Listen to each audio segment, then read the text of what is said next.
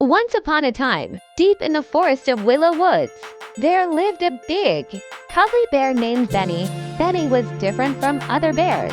While his friends loved to catch fish and nap in the sun, Benny had a secret dream. He wanted to be a chef. Every morning, Benny would sneak into the meadow and pick wild berries, herbs, and mushrooms. He even made a little kitchen out of stones, leaves, and logs. He'd stir, taste, and mix until he made the most delicious forest stew. But the other animals laughed at him. "A bear, a chef?" chuckled the fox. "Bears eat honey and fish, not soup and salad," hooted the owl. Benny felt sad, but he didn't give up. He kept practicing every day. One day, a terrible storm hit Willow Woods. Trees fell, the river rose, and many animals lost their homes and food. Everyone was cold, hungry, and scared. That's when Benny had an idea. He set up a big pot in the middle of the forest and gathered all the food he had saved.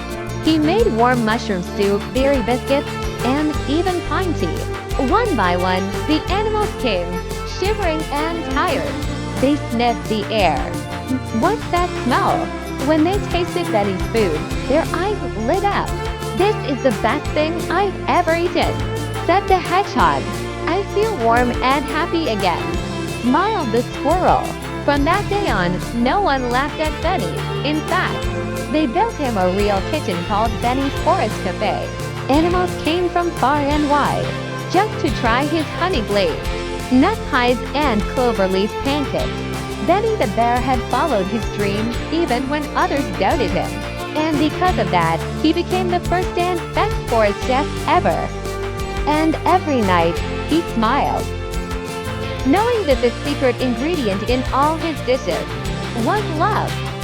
The end. Don't forget to share and subscribe for more videos.